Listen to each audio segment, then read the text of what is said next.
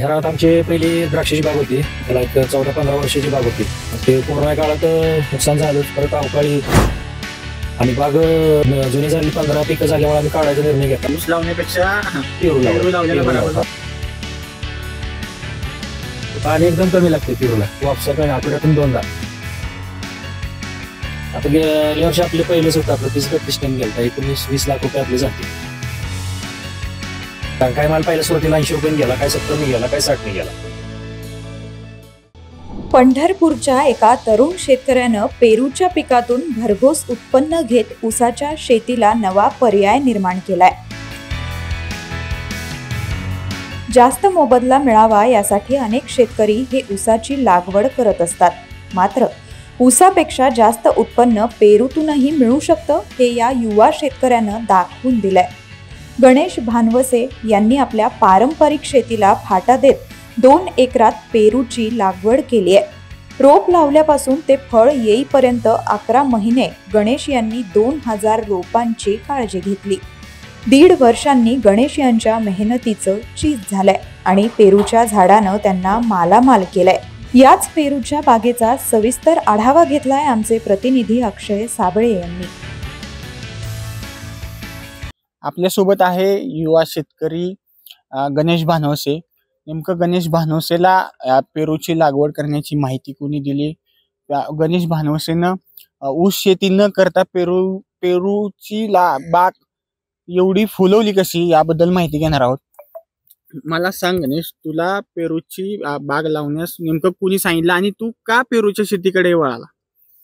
आता ह्या रानात आमची पहिली द्राक्षाची बाग होती, त्याला एक 14-15 वर्षाची बाग होती.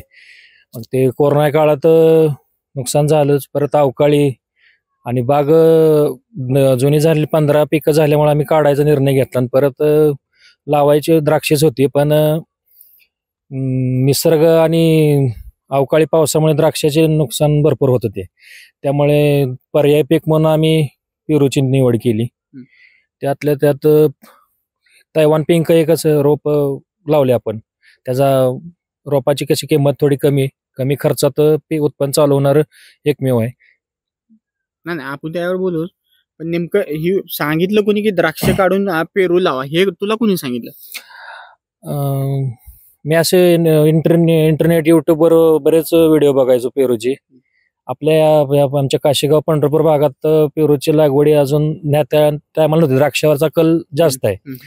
पण आपण एक प्रयोग करा म्हणून आमचे हे 2 एकराचा प्लॉट आहे, द्राक्षाचा होता. ते काढल्यावर आपण काही न करता हे असं त्यात आपण पेरूची रोपं लावून घेतली. हे 2 वळीतलं अंतर 9 फूट आहे. मला सांग की मग हे पेरूचं माहिती, म्हणजे द्राक्षाची सगळी बाग काढली, तू सगळी काढून टाकली आणि नंतर मग पेरूकडे वळाला. पेरूची झाडं कुठून आणली आणि कोणत्या जातीची ही पेरू आहेत? पेरूची आपण रोप इंदापूर शेजारी रामकुंड म्हणून गाव आहे, तिथे आमचे पाहुणेच आहेत शेंडे म्हणून, त्यांचे नर्सरी आहे, त्यांनी रोपांचा व्यवसाय करतात. त्यांच्यावरच आपण हे तैवान पिंक ह्या जातीची रोपं आणली. हे रोप किती रुपयाला तुला बसत?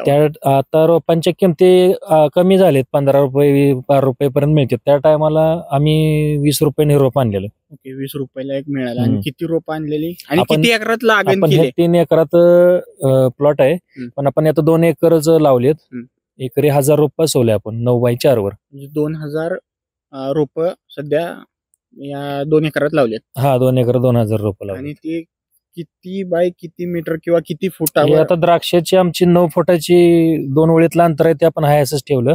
आणि झाडात आपण 2 झाडांमध्ये 4 फूट आपण अंतर केलं, कारण ते आया लाईनवर स्टेजिंग वरच आपण त्याची लागवड केली. द्राक्षाला किती फूट लावायचं आणि ह्याला किती? ते दोन्हीचं अंतर सेमच आहे. सेमच आहे. पण आणि मग त्यात आणि पहिली लागवड कशी केली, स्टार्टिंग कशी केली? स्टार्टिंग आया बेड आपण मशागत केलं, द्राक्षी काढून सगळी. एक कॅरेट आपण शेणखत घालून तैवान पिंकची रोपं आपण मार्च 2023 मध्ये लावली. त्यात तसं पेरूची आपण 9-6 महिन्याचं पीक आपण पकडू शकतो. पण ते झाड स्ट्रॉंग झाल्याशिवाय आपण त्याचं उत्पन्न घेऊ शकत नाही, नाहीतर झाड खराब होतात लवकर. त्यामुळे आपण 1 वर्ष थांबून फेब्रुवारी कोणत्या महिन्यात लागवड?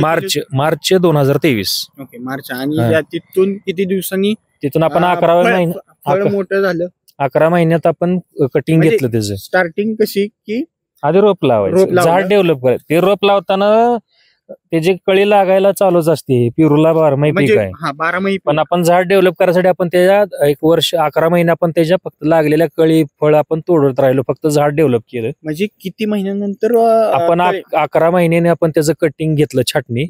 म्हणजे जसं मोठं होईल तशी त्याला पीक लागत येतं. नर्सरीतून पिशवीतली 1 किलोच्या पिशवीतली रोप आणली तरी त्याला सुद्धा कळी असते. ओके, त्याला पेरूला कळी माल भरपूर लागतो. ते आपण तोडत राहायचं. आपल्याला झाड डेव्हलप करायचं असते.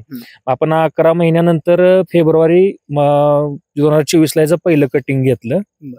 मग तो फेब्रुवारीला माल कसं एकदा छाटणी घेतली तिथून 6 महिन्यात माल सगळा विकला जातो. 6 महिन्यात मार्चला लागवड केली, तिथून मग हे झाड किती फुटापर्यंत झाल्यावर मग तू छाटणी केली आणि फळ धरलं? 6, 7, 8 फूट पर्यंत जाते झाड, 6 वर्षभराच्या आसपास.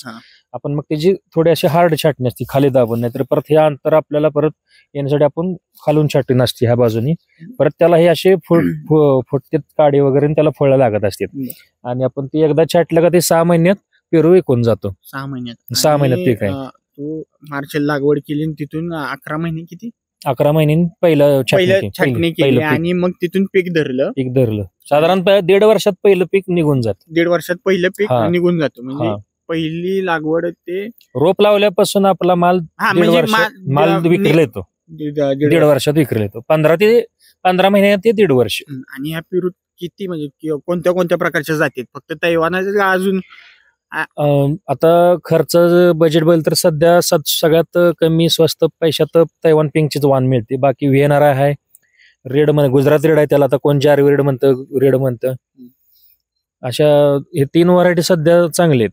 मार्केटमध्ये जास्त कुठला जातो? मार्केटला सध्या तैवान पिंक आणि व्हिएनआर आहे. पण व्हिएनआर ची कशी आहे, त्यांचे रोपच 170-180 रुपये कॉस्टिंग आहे. त्यामुळे अजून त्याच्या लागवडी कमी आहेत. म्हणजे ज्यांच्या त्याच्या बजेटवर राहते शेवटी. आपण आता पुढल्या वर्षी लावायचं नियोजन आपलं आहे ते. आता त्यामुळे आपण कमी खर्चात उत्पन्न चालू करण्यासाठी ऊसाच्या लागवडी एवढाच खर्च तैवान पिंकच्या लागवडीला येतो. ऊस लावण्यापेक्षा पेरू लावलेला लोक ऊस लावण्याकडे जास्त कल आहे. ऊसाचा सुद्धा तेवढाच टायमिंग आहे हार्वेस्टिंगचा, आणि ह्याचा पण तेवढाच टाइम आहे हार्वेस्टिंगचा. थोडा ऊसापेक्षा थोडा कॉस्ट जादा आहे, पण उत्पन्न नक्कीच जादा आहे. ओके, पण आणि त्याला पाण्याची व्यवस्था कशी केली? पाणी एकदम कमी लागते पेरूला. वापसा आठवड्यातून 2दा 1-1 तास पाणी लय भरपूर, म्हणजे लागतच नाही पाणीला. आणि त्याला ते जे खत बीत द्यायचं ते कोणत्या प्रकारचे देता? आपण झाड डेव्हलप करताना तर आपण सुरुवातीला जे कॅरेट शेणखत टाकलं, नंतर आपण DAP, magnesium sulphate, ammonium sulphate, urea, मायक्रोटन असं आपण बेसल डोस 3-3 महिन्याला देत राहिलो. बाकी ते ज्या त्या स्टेजवर आपण खत असते ते केल्यापासून किती दिवसाला खत चालू करायचं आणि किती दिवस, म्हणजे किती दिवसांनी खत सारखंच द्यावं लागतं? नाही, झाड डेव्हलप करताना 15 किती दिवसाला डोस देतो तू? ड्रीपद्वारे आपण 15 दिवसाला देऊ शकतो. आणि जे बेसल डोस असतो तो जमिनीत घालाय तो आपण 3-4 महिन्याला दिला. आपण 2दा दिला हार्डली. जर ते 3-4 महिन्याला डोस आणि त्याला म्हणजे त्याचं जे पीक आहे ते मोठं येण्यासाठी आणखीन काय? ते NPK मध्ये ग्रेड आहेत, त्या ज्या त्या कंपनीच्या वेगळ्या राहतात. ज्या त्या सीझनला ही कुठली ग्रेड जे व्यवस्थित रिझल्ट देईल. आपण काय आता कुठल्या कंपनीचं नाव घेत नाही, पण ज्या त्या सीझनला ज्या त्या ग्रेडचा रिझल्ट वेगळा राहतो. साधारण आपले 052 असते, 060-20 आहेत. ह्याने जरा साईज वगैरे आपली चांगली येते पेरूला. आणि एक समज आता हे जे पेरू आहे त्या पेरूला उन्हाळ्याचा, हिवाळ्याचा किंवा पावसाळ्याचा काय इफेक्ट पडतो आणि त्याला किती काळजी घ्यावी लागते? ऋतू साधारण आपण उन्हाळ्यातच ह्याची छाटणी करतो. टेम्परेचरला थोडा माल ड्रॉपिंग होतो, पण याला लागताना इतका माल लागतो की आपल्याला कमीच करायला लागतो. 50% तर माल कमीच करायला लागतो. त्यामुळं आणि पाऊस म्हणलं तर पावसाला जेवढा असेल तेवढं पेरूला म्हणजे चांगलं आहे, पोषक आहे. पण पावसाचे जास्त पाऊस पडला सध्या हे पडत नाहीत का ते? नाही, याला एवढे स्प्रे असतात आपले कंटिन्यू 10 दिवसाला स्प्रे. असं द्राक्षासारखं रोज 1 दिवसाला असं स्प्रे नाहीत. त्यामुळे स्प्रेचा एक द्राक्षापेक्षा पण कमी स्प्रे, द्राक्षाच्या निम्म्या फक्त ह्याचं स्प्रे फक्त आपले आपण 10 ते 15 दिवसाला घेतो. स्प्रे काय असेल ते एक बुरशीनाशक आणि कीटकनाशक मिक्स करून मारत असतो आपण. महिन्याला जर त्या महिन्याला स्प्रे करावं लागतं. 2 स्प्रे होते हार्डली आमचे. त्याच्यावर आपण स्प्रेस घेतले. द्राक्षाला 365 मधले 300 दिवस तर स्प्रेस होते. त्यामुळे आपण पेरूचा निर्णय घेतलेला आहे. आणि सध्या वातावरण असं झालंय की 1-2 महिनेच उन्हाळा असतोय, त्यात पूर्ण म्हणजे दर महिन्याला पाऊस आहेच. आणि पाऊस पेरूला पोषक असल्यामुळे आपण पेरूचं पीक निवडलेलं आहे. पावसाचा काय फटका नाही, फक्त उन्हाळ्याचा पण उन्हाळ्याचं बी पडतोय फटका नाही असं नाही, पण आपल्याकडे पाणी मुबलक आहे आणि ड्रॉपिंग होतंय. झालं तरी आपलं तेवढाच आपला थिनिंगचा म्हणजे फळ कमी करायचा खर्च आपला वाचतोय. आपल्याला जेवढा पाहिजे तेवढा माल राहतोय. झाडावर तसं सेटिंग 150-200 होते, आपल्याला 40-50 बरबाद झालं फळ. साईज चांगली येते. हिवाळ्याचा पेरून काय फटका म्हणजे असं ते पीक आपल्या हिवाळ्याचं जरा एक महिना उशिरा माल तयार होतो. हिवाळ्यात थंडीमुळे जरा थोडं लेट होतं माल. हे 7 महिन्यात पीक केलं तर ते 6 नॉर्मल पावसाळ्याचं पीक आपलं 6 महिन्याच्यात कटिंग होतं, ते जरा 6.5 महिने 7 महिने एखादा महिना जादा जातं. म्हणजे वर्षात किती दिवस फळ लागतं? ह्या पेरूला ही सदाबहार पीक आहे. ह्याला वर्षातून हे 12 पीक चालू राहतं. 12 पण ते मार्केटच्या नुसार आपण ठरवायचं आपल्याला कुठल्या महिन्यात माल विक्रीस आणायचा आहे. हे अनुसार आपण अंदाज लावून त्याची छाटणी कटिंग नियोजन लावायचं. सध्या कसं असतं, ऑगस्ट-सप्टेंबर मध्ये आपला माल कायम आपण विकतून, बाकीच्या पिरियड मध्ये आपण विश्रांतीन मशागतीन खतं घालायचे काम करतो. ऑगस्ट-सप्टेंबर मध्ये सण असते, ते असते, फळांना डिमांड असते, त्यामुळे त्याची विक्री होती. आता पेरूच्या लागवडी भरपूर झाल्यात. आता गेल्या वर्षीपेक्षा दर ह्या वर्षी थोडे कमी आहेत, तरी पण 40 रुपयाच्या आसपास जागेवर रेट आहे. त्यामुळे एका झाडाला किती फळ लागतात? आपण 60 ते रेट कडे नंतर येऊ, मार्केट आणि रेट कडे नंतर येऊ, पण एका झाडाला नेमके किती किलो माल लागतो किंवा किती फळ लागतात? आपलं गेल्या वर्षी पहिलं वर्ष होतं, त्यामुळे आपण प्रत्येक झाडावर फक्त 30 ते 40. हे झाड किती फूट वर जातं? फूट हे वाढतच राहतंय, पण आपले ते जर ते वर्ष आपली छाटणी असते त्याची हार्ड मध्ये 3 ते 4 फूट ठेवून आपण त्याची छाटणी घेतो. नेमकं किती ठेवावं लागतं? 3 ते 4 फुटावर छाटणी असते. ते परत पीक जास्त ते भरपूर वाढतं. याचा अजून माल जायला 2 महिने. आताच ऑलरेडी 8 फुटाच्या आसपास झाड आहे, ती 7-8 फूट. ते झाड वाढतात, परत आपली 3 ते 4 फुटांना अजून छाटणी असते याची. आपण पहिलं वर्ष होतं गेल्या वर्षी त्याला आपण 30 ते 40 फोम बसव, प्रत्येक झाडावर 30 ते 40 फळ धरले होते. 300-350 ग्राम झाडावर 30 ते 40 आपण फोम बसवले होते, कारण पहिलं वर्ष तर झाड लावून होते. तरी पण आपल्या गेल्या वर्षी प्रत्येक झाडावर कमीत 15 किलोच्या हिशोबाने आपलं अवरेज बसलं. काही झाडांना कमी, काही झाडांना जादा. म्हणजे एका झाडावर किती किलो? 15 किलो आपल्याला पहिल्या वर्षी माल भेटलेला आहे. झाडावर 15 किलो माल निघतो. गेल्या वर्षी 15 किलो निघाला. ओके. आणि तो आपले हे झाड आहेत 2030 टन, 30 ते 32 टन माल गेलाय आपला. ठीक आहे. पहिल्या वर्षी. आणि हे माल कुठं म्हणजे व्यापारी इथे येतात का? जागेवर पाहिजे आपण स्वतः पण भरू शकतो. दोन्ही प्रकार काय. हा माल जातो कुठं? आपला गाल सगळा हा बेंगलोर आणि केरळ 2 साईडला जरा मागणी त्या भागात असते, त्यामुळे व्यापारी असते क्वांटिटी भरपूर. त्यामुळे मला निम्मा माल बेंगलोरला, निम्मा केरळला गेलेला आहे आपल्या. ओके. निम्मा केरळ, निम्मा इकडं. जे येईल ती पार्टी जे, कारण व्यापारी जो येईल तो जास्त दर देईल तो. नाही, मार्केट ते सगळ्यांनी कसं असते, थोडा एक 4-5 रुपयाचा फरक राहतो, पण सगळ्यांचे रेट सेम असते त्यांना, कारण मार्केट पोझिशन कंडिशन सगळी माहित असते.